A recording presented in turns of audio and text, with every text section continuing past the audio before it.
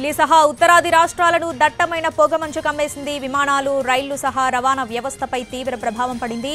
రైళ్లు, విమానాలు ఆలస్యంగా నడుస్తున్నాయి. ఢిల్లీ చేరుకోవాల్సిన కొన్ని విమానాలను దారి మళ్లించారు.